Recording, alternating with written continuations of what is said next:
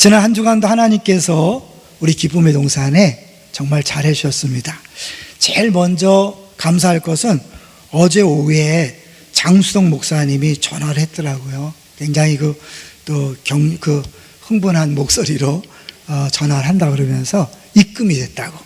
지난주에 말씀을 드렸는데 입금이 아마 이제 엊그제 된 것 같아요. 그래서 당에 참석했던 장로님들한테 일일이 다 전화를 드렸다 그래요. 저한테도 통화할 때 자기도 모르게 장로님 하더라고요. 장로님이 됐어요. 이제 그만큼 계속해서 고마운 마음을 표현하다 보니까 입에 이렇게 익숙해진 것 같아요. 너무너무 기뻐하고 감사하는 모습을 보면서 정말 잘했다라는 생각이 들고요. 이제 계속해서 우리가 나눔 프로젝트를 그렇게 하려고 하는데요. 이번 기회에 헌금하는 온라인에 대해서 잠깐 소개하려고 그래요. 여러분이 송금하면 통장에 몇 글자 찍히는지 아시죠? 6글자밖에 안 찍힙니다. 그래서 이름을 쓰는 것이고, 이름이 동명이인이 많이 있어요. 우리 같이 김정미 이런 애는 D까지 있고 막 그러니까요. 그래서 동명이인을 구분하기 위해서 출생 연도를 씁니다. 그래서 61년, 59년, 38년. 그 다음에 마지막에 감사헌금은 11조는 10. 이번에는 특별헌금이기 때문에 특이라고 쓰셔야 돼요. 그래야 그 재정이 다 특별헌금으로 쓰임 받습니다. 그리고 혹시 이제 나는 미자립 교회나 안산이 아니라 어떤 개인의 가정을 돕고 싶다, 그런 분이 있으면 따로 교회에 전화를 해주시면 그렇게 지정된 사람이나 사업장 교회로 보내도록 하겠습니다. 개인이 할 수 있지만 교회 이름으로 하는 것이 덕이 될 거예요. 왜냐하면 개인이 그 영광을 차지하지 않잖아요. 그냥 여러분이 그동안 돕고 싶었던 일이 있으면 이번 기회에 교회를 통해서 도와주시면 좋겠다. 분당 우리 교회 보니까 원래 몇 억을 예산하고 했는데 몇십억이 모였잖아요. 사람은 어려울 때에 더 남을 위해서 주머니를 여는 것 같아요. 그래서 우리 교인들도 할 수 있는 만큼만 하십시오. 감동되는 대로 하셔서 이번에 오히려 어려움이 성도들에게 주의 사랑을 경험케 하는 기회가 됐으면 좋겠습니다. 두 번째는 드디어 특세 출석 상품을 배포할 수 있어서 감사합니다. 오늘부터 드릴 수 있으니까요.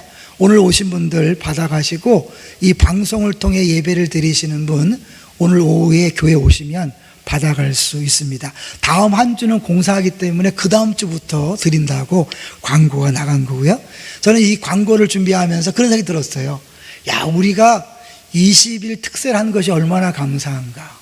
대부분은 특세를 부활절 기점으로 하잖아요. 이번에 부활절 기점으로 40일, 20일, 30일 계획하신 교회들은 시작도 못했습니다. 코로나 때문에. 근데 우리는 일찍 시작했기 때문에 끝까지 할 수 있었고, 안산의 코로나 확진자가 그때까지만 없어서 끝까지 완주할 수 있어서 너무 감사하다. 이번 기회에 다시 한번 감사할 수 있었습니다.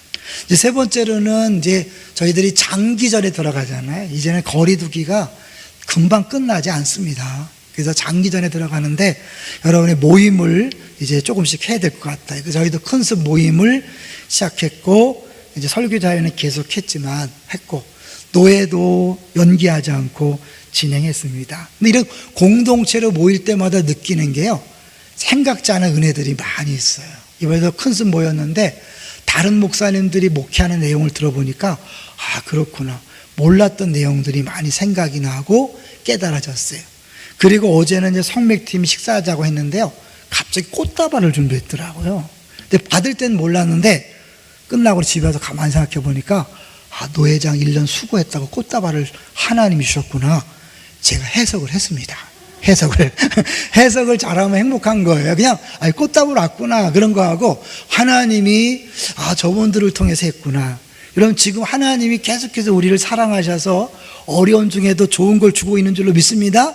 잘 해석하셔서 감사하심으로 행복을 경험했으면 좋겠어요. 자, 이제 오늘 제목을 볼까요? 오늘 제목이 뭡니까? 너 하나님의 사람아 화이팅. 이 많이 익숙하던 내용이죠. 왜요? 화면 뒤에 있잖아요. 저희가 설교자회 시간에 사실은 이 본문을 일부러 바꾸지 않고 계속해서 한 장씩 해오는 중에 디모데전서 6장을 제목과 대지를 정하면서 이 제목을 정했어요. 우리도 흐뭇하더라고요. 이 어려운 때에 정말 필요한 제목이다. 우리 성도님들에게 정말 화이팅! 힘내세요. 정말 그렇게 됐으면 좋겠다. 그런 마음이 생겼습니다. 그런 의미에서요, 옆 사람 보시고 악수는 못하죠. 장로님, 집사님, 권사님, 화이팅! 한번 하십시오. 한번 보시고, 화이팅! 한번 하십시오. 사실 이 화이팅에 대해서 또 부정적으로 말하는 분들이 있어요. 그러니까 다 감안하고요. 지금 현재 한국 사람들은 다 이 화이팅 하면 용기를 얻고 기운을 내는 것을 볼 수 있습니다. 얼마 전에 우리가 찬양을 통해서 예수님 화이팅 하는 그 노래도 들어본 적이 있는데요. 한국의 모든 아빠에게 화이팅해서 힘내게 했던 노래가 있죠. 기억나시나요? 아빠 힘내세요. 이 노래가 어떻게 시작되는지 혹시 아시나요? 오늘 그 얘기를 좀 먼저 하면서 설교를 시작하려고 합니다. 화면상으로요, 이 노래가 언제 처음 등장했는지를 한번 확인해 보겠습니다.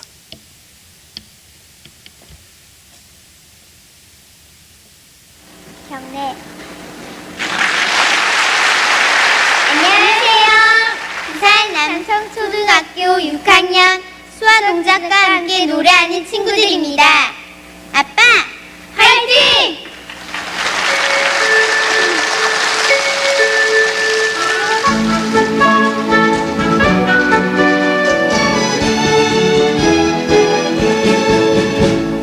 딩동댕 초인종 소리에 얼른 문을 열었더니 그토록 기다리던 아빠가 문 앞에 서 계셨죠.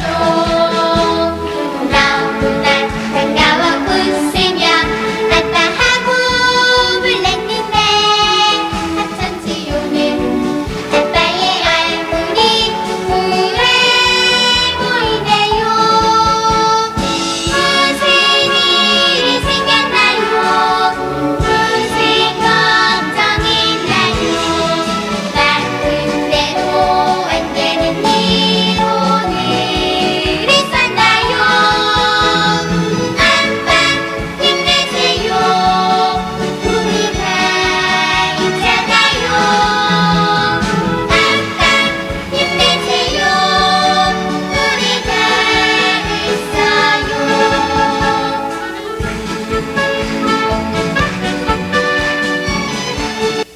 네, 저 마지막에 나온 사람이 이제 작사, 작곡을 하신 분인데, 아직 IMF 1년 전에 이 노래를 만들었대요. 근데 지금 조금 아까 나왔던 그 MBC 창작 동요대회에서는 입상을 못한 거예요. 특이하긴 하지만 동요는 아니다 그래서 떨어진 거예요. 그런데 다른 곳에서 이 반전이 일어난 거죠. 이제 그거를 이 곡을 보고는 이 유치원 교사 중에 한 분이 자기네 재롱잔치에 한번 쓰고 싶다. 그래서 허락을 했대요. 근데 그 재롱잔치에서 그 노래를 들으면서 많은 사람들이 울컥했다는 거죠.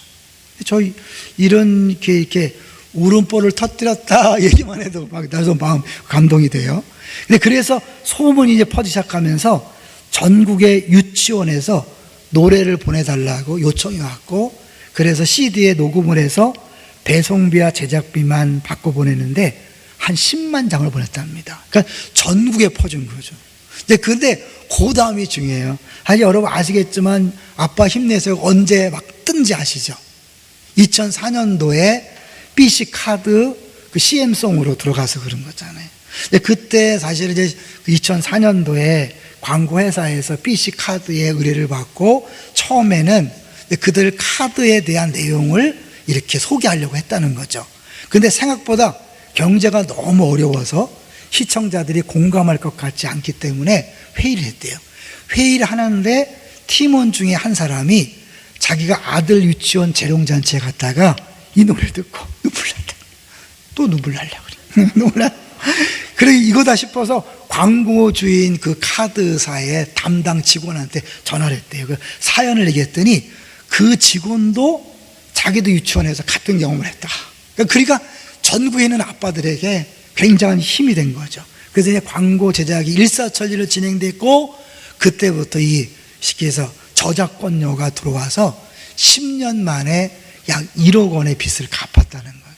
제가 이걸 자세히 소개하는 것은요, 지금 많이 어려운데 하나님이 생각지 않은 방법으로 해결할 수도 있겠다. 힘내시라고요. 이분이 학교 교사예요.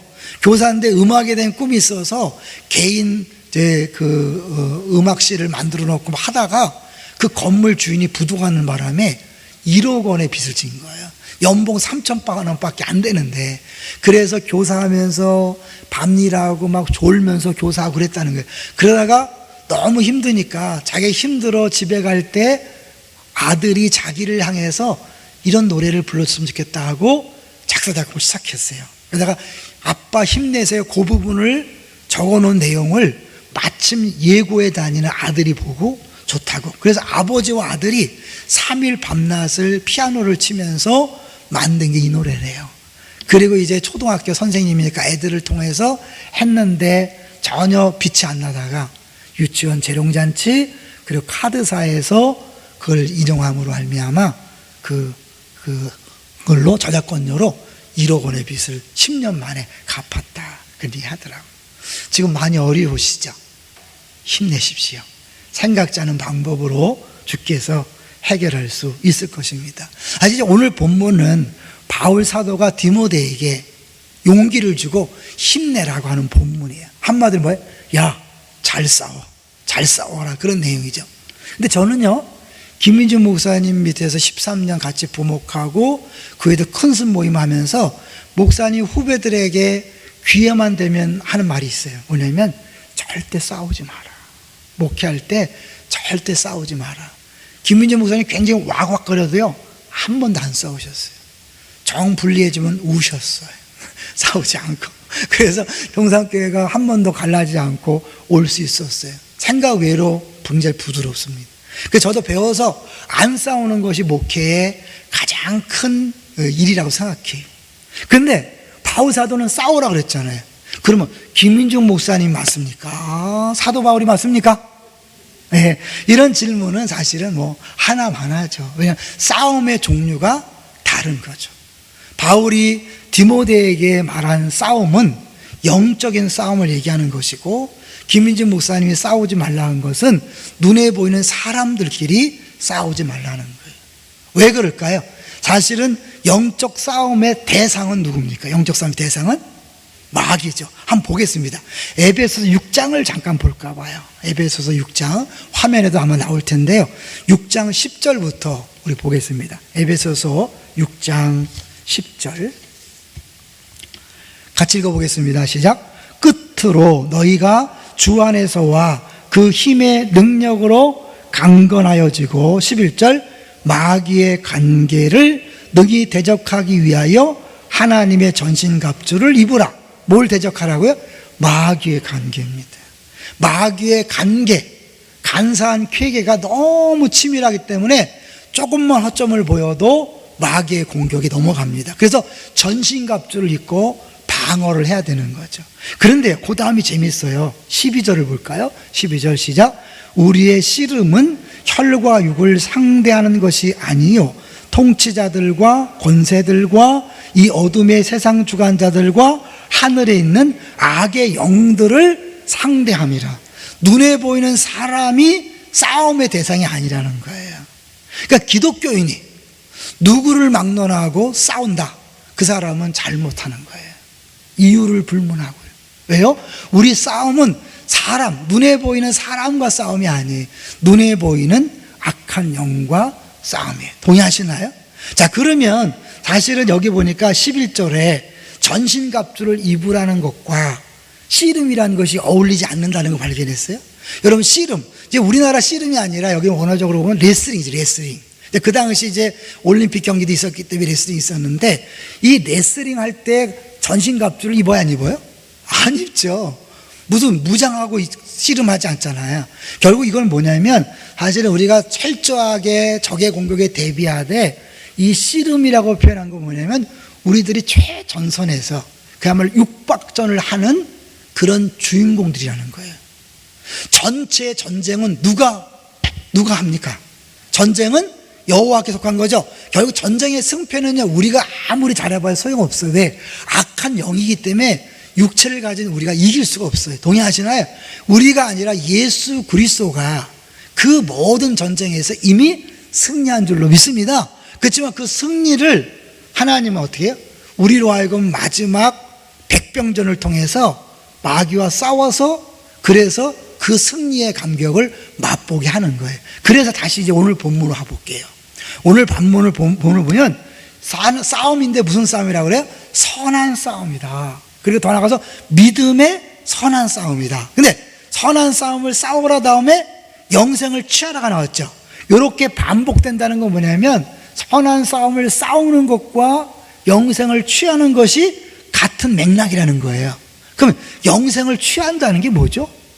좀 전에 외웠지만 영생은요 우리가 막 빼앗는 거예요? 아니면 은혜로 받는 거예요? 은혜로 받는 거예요. 우리가 노력해서 얻는 게 아니에요. 근데 취한다는 게 뭘까요?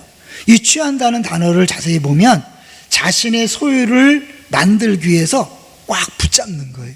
하나님이 은혜로 영생을 주셨지만 그 영생을 누리는 건 다른 차원이라는 거예요. 잘 생각해 보세요. 우리 여기 앉아있지만 어떤 분들은 정말 영생을 누려서 야 정말 행복하다, 자 믿지 않는 사람 정말 불쌍해, 나는 부족함이 없고 늘 만족해, 이게 영생이잖아요. 왜? 신적인 삶이거든요. 길이만 긴 게 아니라. 그런데 교회 나오지만 믿지 않는 사람과 별 차이가 없는 사람이 있어요. 차이가 뭘까요? 영생을 누리는 사람과 영생을 받았지만 누리지 못하는 사람의 차이가 있는 거예요. 그 영생은 저절로 누리는 게 아니라 받을 때는 저절로 받았지만 누리기 위해서는 싸워야 된다는 거예요. 그래서 사실 신앙생활은 한마디로 싸움인 거예요. 싸움이 없으면 가짜예요.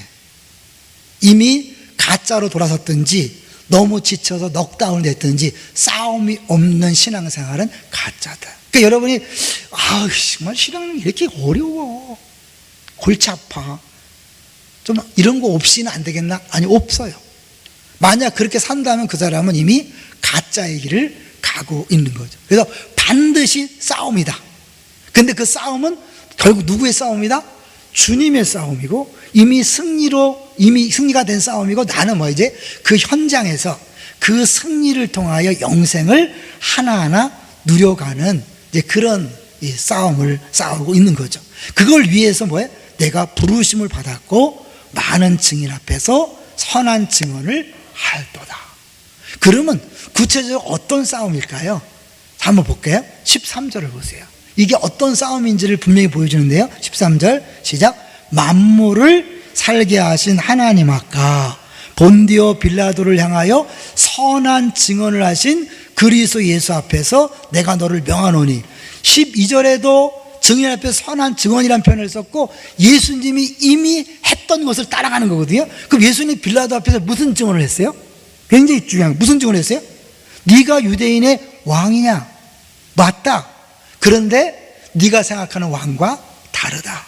그래서 왕인데 어떻게 해요? 힘을 쓰지 않고 그냥 삑 죽습니다. 그러므로 말미암아 세상 나라 왕과 다르다는 것을 보여주죠. 그래서요, 칼빈이 이 부분을 이렇게 얘기했다잖아요. 하나님이 피를 흘려 그의 교훈에 인치셨으니 우리의 모든 의심은 사라진다. 신앙생활에서 끊임없이 우리는요, 좀 보란듯이 멋있게 적들을 물리치고 막 이런 걸 원해. 그죠? 그래서 봐라, 예수 믿는 내가 이렇게 잘 살지 않느냐? 하나님 나라의 싸움은 그런 싸움이 아니에요. 오히려 약하고 지고 죽고 망하고 그런 싸움이에요. 그런데 어떻게 해요? 그 지는 것처럼 보이지만 결국은 승리하는 길이에요. 그래서 이제 구체적으로 싸움의 방법을 바울이 이야기합니다. 11절이에요.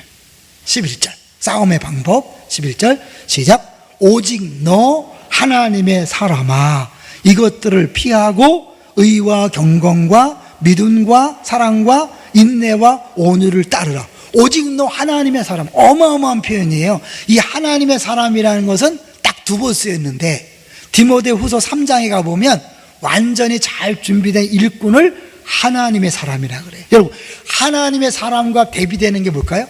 마귀의 사람. 둘 중에 하나예요. 사실은 세상은 하나님 나라에 속했느냐 마귀의 나라에 속했느냐, 둘 중에 하나예요. 중간지대는 없어요. 그러니까 결국 내가 어떠한 존재인지 알고 하나님에게 속한, 하나님이 인정하는, 하나님 부르신 사람이라는 사실을 기억하면서 하나님 사람답게 살아가는 것, 이것이 선한 싸움인 거예요. 자, 그러면 하나님 사람답게 살아가는 것, 아닌 것과 그런 것, 그죠? 이렇게 살면 안 되고 이렇게 사는 것이다. 그것을 어떻게 해요? 이것을 피하고 따르라 그랬어요. 먼저 뭘 피하라 그랬습니까? 이것들을 피하고. 뭘까요? 이것들은 1절부터 10절의 내용이죠. 혹시 새벽 설교 들으시나요?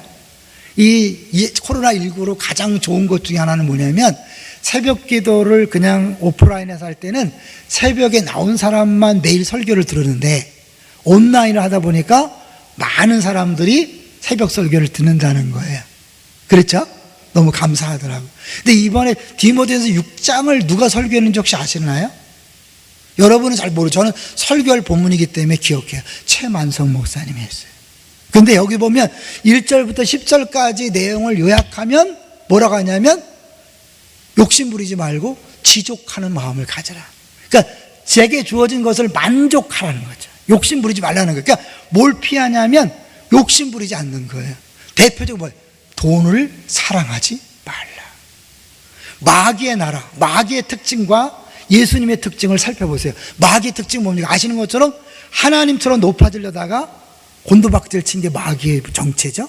예수님은 어떻게 해요? 하늘 보좌를 버리고 내려왔는데 하나님이 존귀하게 만들었어요. 이 차이를 아시겠어요?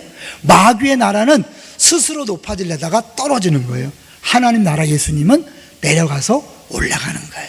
그러니까 끊임없이 하나님 나라의 선한 싸움은 뭐냐면, 내 마음속에 더 가지고자 하고 더 욕심을 내고 더 차지하고 더 높아지려는 그 싸움을 버리고, 그리고 어떻게 해요? 이제 쫓아야 될 예수님을 쫓는 건데, 구체적으로 6개의 단어를 동원해요. 6개의 단어는 3개씩 짝을 이루는 거예요.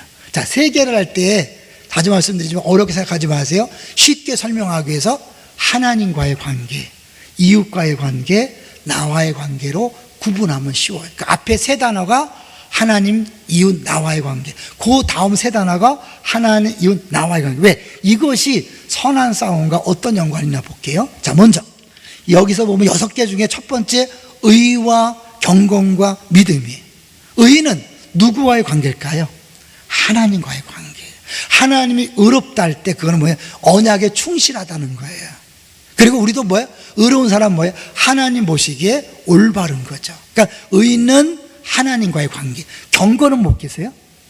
이웃과의 관계. 진정한 경건은 가난한 고아와 과부를 돌아보는 것이다. 이 경건이 하나님 닮은 모습, 사랑의 모습으로 이웃되는. 3 번째가 믿음. 뭐겠어요? 나와의 관계. 이 믿음이 왜 중요하냐면요, 사실 우리가 찬송 중에 뭐예요? 세상을 이기는 것은 무엇이다? 믿음이다. 그래서 이제 성경을 보면 요한 1서 5장 4절에 대저 하나님께서 난 자마다 세상을 이기느니라. 세상을 이긴 이금인 이것이니 우리의 믿음이니라. 여러분, 우리가 막 용기 있게 막 싸워서 이기는 게 아니에요. 하나님 말씀을 믿고 딱 나아가는 순간 나머지는 주님이 알아서 하는 거예요. 여러분, 구약의 모든 전쟁의 모습을 기억해 보세요. 특히 몇 주 전에 봤던 여호사밧의 전쟁 기억나세요? 뭐였죠? 무기 든 사람이 앞장선 게 아니에요.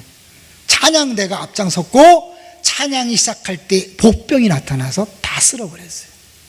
그리고 뭐예요? 그냥 믿음으로 순종해서 딱 서면, 이게 굉장히 두려운 거잖아요. 왜요? 적들이 화살을 쏘고 총을 쏘면 다시 총을 쏘고 그러면 어떻게 해요? 근데 나가라. 여리고를 돌아라.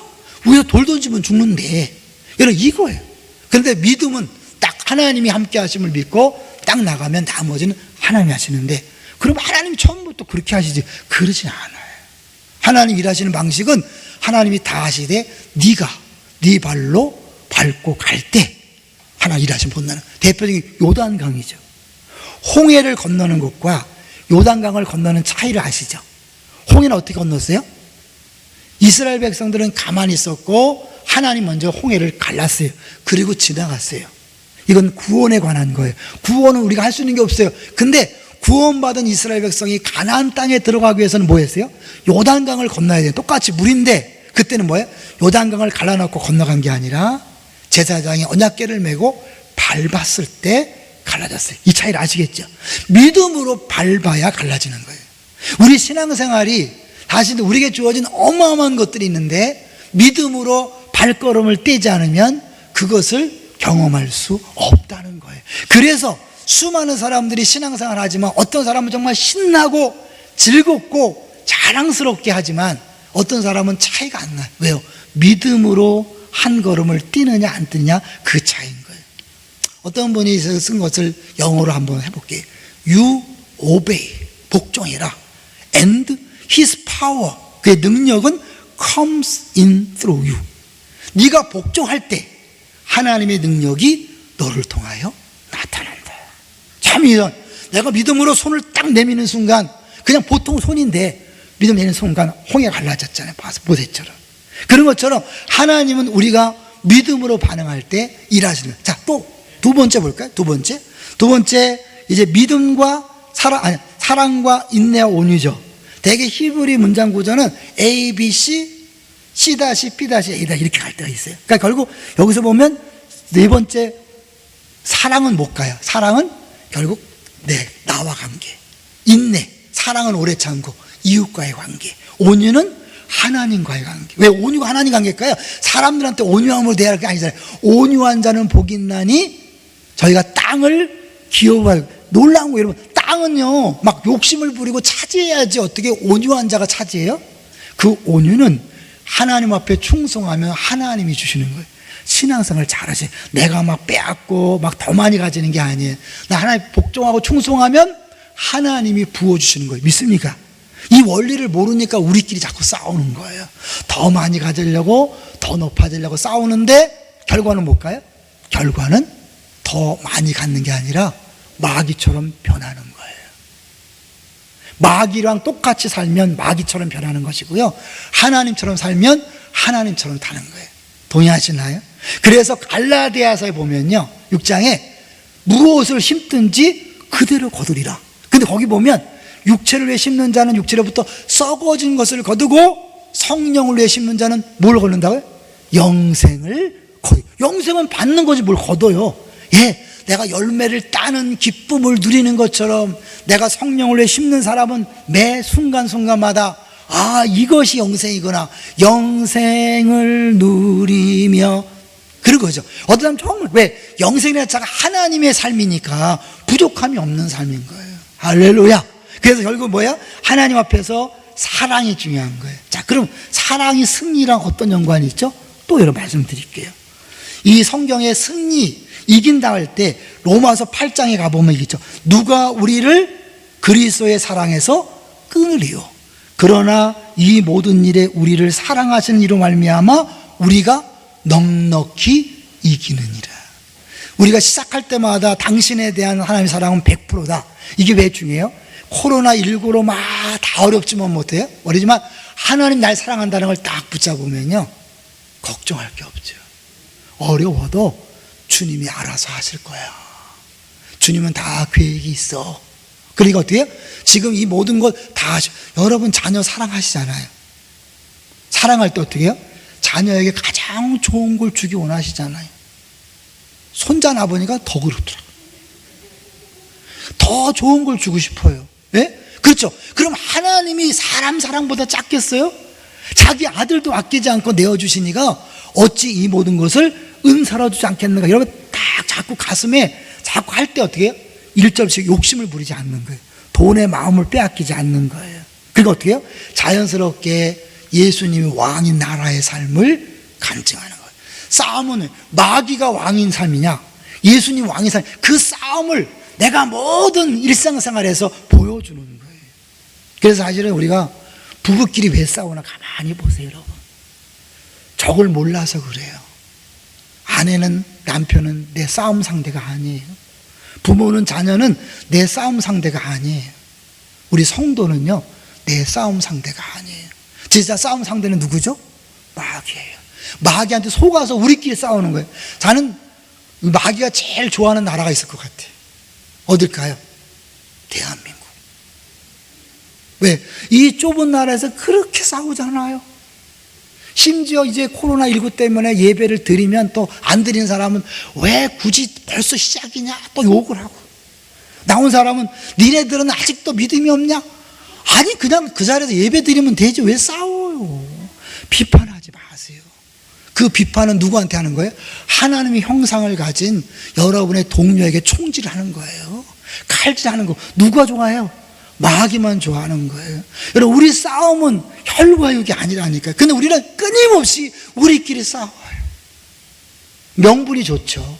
교회를 위하고 하나님 나라를 위하고 주를 위하고. 근데 진짜 우리 하나님이 원하실까요? 야, 그건 내가 알아서 해. 너는 네 옆에 있는 사람 경건, 가난한 고아와 과부를 돌보는 것이고, 괜히 무서워서 그렇게 소리치지 말고. 여러분, 소리 깨끗 지르는 사람 있죠? 성질내고 무서워서 그래. 무서워서. 무섭지 않은 사람은요, 어떤 일이 벌어져도 요동하지 않아요. 동의하십니까? 근데 그 두렵지 없는 어디서 오는 거예요? 나는 약해요. 하나님이 나와 함께 하신다. 하나님이 나를 보호하신다. 그래서 여기 살게 하신 살게 하신 하나님 앞과 본디오 빌라도 앞에서 죽을 것을 각오하시고 유대인의 왕이다. 지금 죽으셨잖아요. 그렇게 살게 하시는, 부활하시는 그 예수님의 그 생명을 두고 명령하는 거예요. 죽어라, 그런 거죠. 언제까지 우리가 이 싸움을 해야 될까요? 여기 보죠. 주님이 오실 때까지. 14절을 볼까요? 14절 시작. 우리 주 예수 그리스도께서 나타나실 때까지 흠도 없고 책망받을 것도 없이 이 명령을 지키라. 흠도 없이 책망받을 것도 없이. 주님께서 오셔요. 언제 올까요? 너무 한참 뒤에 올까봐 우리가 못 참는 거잖아요. 주님은 오늘 밤에도 오실 수 있습니다. 믿습니까?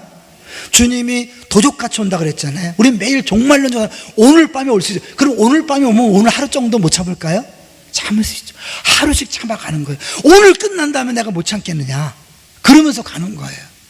제가 말씀을 준비하다가 만약에 코로나19 사태가 올 것을 우리 성도들이 알았다면 아마 특세 20일 빠질 사람은 없었겠다. 그렇죠? 교회 오고 싶어도 못 오는 이 몇 달 동안의 생활이 계속될 걸 알았다면 여러분이 그 20일 기회를 놓쳤겠어요? 근데 우리는 뭐 이번에 안 가도 기회가 많은 거 생각하니까 안 나왔죠. 그런데요, 우리 2020년에 모든 교회가 주 앞에 한 게 뭐가 있어요? 교회도 못 나왔잖아요. 다들 이제 계획만 세워놓고 못했잖아요. 그거 비하면 사실 20일이라도 새벽에 나와 기도했다는 것이 얼마나 감사합니다. 우린 그래요. 앞을 모르니까 사실은요, 기회가 많은 줄 알고 안 하고 못하고 두려워하고 쩔쩔매는 거죠. 얘가 정말 하루만 참는다면 얼마든지 시어머니 시아버지 참아줄 수 있잖아요. 이 양석교 목사님이 지금 가 있는 동백 동산교회가 1년 동안 굉장히 어려웠어요. 우리 김광철 목사님 정말 어려웠어요. 근데 1년 동안 고생한 다음에 350명이라는 아주 그 신실한 일꾼들이 나와서 하나님 예배한 장소에서 더 멋지게 교회를 하고 있는데, 끝나고 나서 그런 고백을 하더라고요. 우리는 회개할 게 없다. 물론 하나님 앞에 죄 없다는 게 아니라 그들과의 관계 속에서 회개할 게 없다. 왜요? 그들이 너무 악랄하게 공격을 했어요. 이 김광철 목사를 위하는 사람들이, 목사님 우리도 가만히 있으면 안 되지 않습니까? 같이 합시다. 너무 악랄하게 하니까 같이 하자고 하는데 이 목사가 끝까지 아닙니다. 안 돼요. 대응을 안 했어요. 안 싸웠어요. 1년 만에 깨끗이 해결됐어요. 그러고 나서 그때 싸우지 않고 대항하지 너무 잘했다. 흠도 없이 책망받을 것도 없이 지키는 거 쉽지 않아요. 왜요?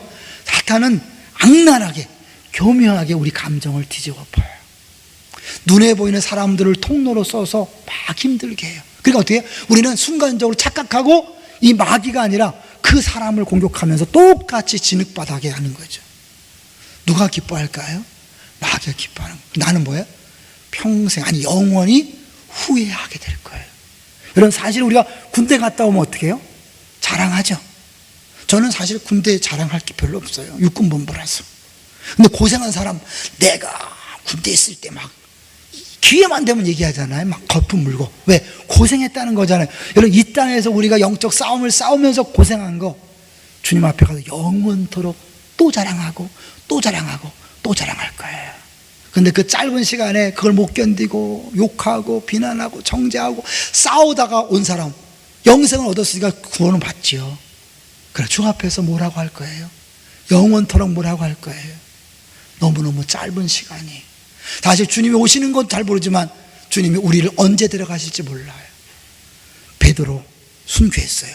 사도 바울, 내가 선한 싸움을 싸우고 믿음을 지켰으니 이제 주 앞에 갈 날이 되겠다.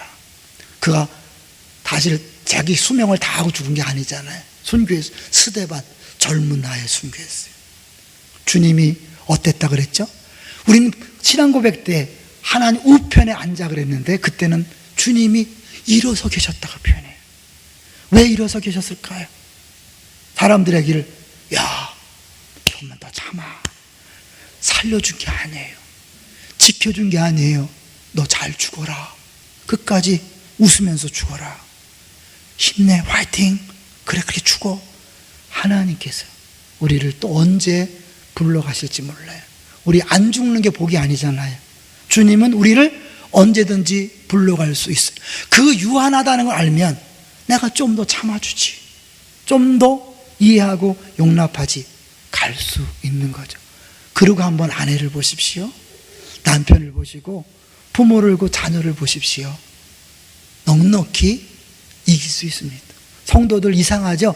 여러분, 당신도 이상합니다. 죄송하지만 내 눈에 이상하게 보인다는 나도 이상하다는 거예요. 저는요, 최근에 한국을 보면서요, 사람들이요 머리를 쓰지 않아요. 죄송해요. 가슴이 먼저예요. 내가 마음이 가면 그때부터는 보고 싶은 것만 봐요. 듣고 싶은 것만 둬요. 이 논리가 안 맞아요. 완전히 똑같은 걸 보는데 왜 그렇게 다를까요? 예? 우리는 그렇게 연약한 존재예요. 내가 꼭 맞는 것도 아니고 꼭 틀린 것도 아닐 수 있어요. 서로 부족을 인정하고 우리끼리 싸우는 게 아니에요. 부족을 보면 채워주고 기도해주고 섬겨주고 기다려주는 거예요. 그리고 정말 필요하다면 하나님에게 지원 사격을 요청해야죠. 주님, 포탄을 던져주십시오. 미사일을 쏴주십시오. 구하라 준다고 그랬잖아요. 주님은 얼마든지 우리를 백병전을 한다면 백병전으로 전투 이기는 게 아니잖아요. 마지막 싸움이죠. 그러나 진짜 승패는 뭐예요? 공중에서 비행기를 폭격하고 배에서 쏟아붓고 그래야 끝나는 거잖아요. 그 전쟁은 다 주님이 다 하시는 거예요. 우리에게 믿음으로 나아가고 네가 요청해라. 그럼 네가 믿음으로 서는 것 필요하다. 그렇게 말씀하는 거예요. 그러면서 어떻게 해요? 옛날에 탕명한 소장님의 아들이 여전히 이단 그거 대척 사업을 하는데 그분이 그런 얘기 했다고 그랬잖아요. 이미 예수님이 이겨놓은 싸움에 나는 마침표만 찍는 것이다. 점 하나만 찍는 것이다. 뭐예요? 승리를 누리면서 구가하면서 할렐루야하면서 정복해 가는 거죠. 그것이 영생을 취하는 것이고 선한 싸움을 하게 하시는 거예요. 왜 하나님이 그냥 다 쑥밭을 만들어 놓고 걸어가게 하지 않을까? 그러면 우리에게 기쁨이 없거든요. 감사 감격이 없거든요. 그 하나님이 우리에게 그렇게 한 걸음씩 한 걸음씩 가게 하는 거죠. 그런데 싸울 때 좀 조심할 게 있어요. 저는 이번 기회에 얘기할 텐데요. 힘내라고. 바울이 어려운 싸움이니까 힘내라, 힘내. 1장에서도 싸워라, 6장에서 힘내라는 거죠. 근데 잘못하면 힘내라도요, 잘해야지 잘못하면 위험한 거예요. 재밌자고 한 얘기예요. 예전에 육계 노예가 체육대를 하는데 족구팀에 우리 편에 최만성 목사님과 이기영 목사님이 너무너무 잘했어요. 근데 이제 응원단장이 막 최반석 화이팅 막 하니까 최만석 선수가 힘이 들어가서 막 실수를 하는 거예요. 응원단장이 하지 맙시다. 왜? 사실 그건 독이에요. 화이팅 하는 것이 오히려 독이. 왜? 괜히 붕 떠갖고 더 교만하니까. 비슷하게요. 우리가 상대방을 위한다고 말하는 것이 상대방의 길을 죽이는 경우가 있어요. 대표적으로 얼굴이 왜 그래요? 제가 어제도 들은 얘기를 하는 거예요. 나이 드신 남자 우리 어르신이 그분이 조금 살이 빠졌는데 만나는 사람마다 얼굴이 왜 그래? 교회 오기 싫대요.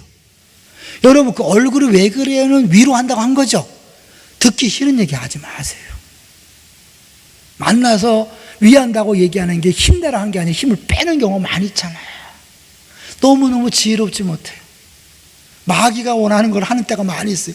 여러분, 말할 때 조심하세요. 그 말이 정말 공동체를 위하는 말인지 아무리 옳은 말이어도 공동체를 힘을 빼게 한다면 하지 마세요.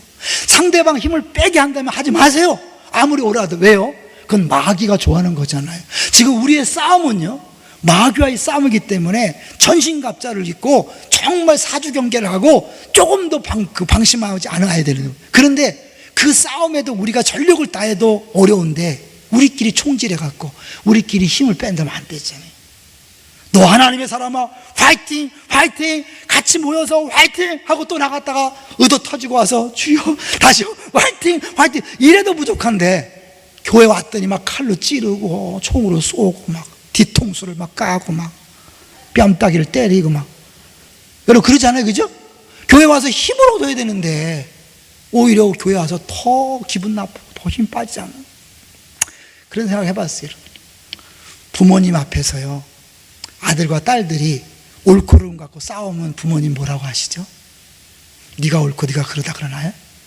얘들아 제발 싸우지 말아라. 그게 부모의 마음 아닐까요? 하나님 아버지도 우리 싸우는 거 보고 누가 옳다 그러다 그거 하지 않아요. 니네는 한 가족이니까 서로 네가 양보하고 참아주면 안 되겠니? 그게 하나님 나라 아닐까요? 근데 우리는 교회를 위하고 정말 하나님 나라를 위한다고 우리끼리 총질하고 우리끼리 칼로 막 찌르고 아파하는데 히덕거리고 막 그럴 수 있잖아요. 아니, 진짜는 사실은 우리가 이게 무슨 싸움인지를 정확히 알고 이것이 도움이 되는지 안 되는지를 순간순간마다 잠깐만 한 발 뒤로 물러서서 한번 보세요. 여러분이 거울로 보다 생각하고 여러분 말과 행동을 잠깐만 보세요. 그럼 분명히 드러나요, 내가 지금 무슨 짓을 하고 있는지. 이제 마지막으로 여러분이 승리를 위해서 하나 진짜 알 게 있어요. 그건 뭐냐면 아까 얘기했지만 믿음으로 두렵지 않고 가는 거예요. 이 마귀는 끊임없이 우리에게 겁을 줍니다. 그래서 우리 영생을 뺏어갈 수는 없어요. 왜? 못 뺏어가. 대신 영생을 못 누리도록 우리로 하고 자꾸 겁을 주는 거죠. 이걸 보여주는 게 철로역정이라는 책이 있잖아요. 거기 보면 마지막에 이제 순례자가 아름다운 궁전 앞에 딱 서게 됩니다. 그죠? 그런데 그 궁전 앞에 사자가 딱 두 마리가 으르렁대고 있어요. 이 사자가 묶여 있는데, 이미 승리가 예수 그리스도가 이미 했기 때문에 묶여 있는데 그 묶은 걸 못 보니까 두려워하는 거예요. 그럴 때 그 경계라는 문지기가 이렇게 얘기합니다. 잘 들어보세요. 큰 소리로 용기를 북돋아 줍니다. 힘이 붙이나요? 사자들을 두려워하지 마십시오. 사자들은 믿음이 어디 있나 시험하여 믿음이 없는 자들을 가려낼 목적으로 사슬에 묶인 채 거기 있을 뿐입니다.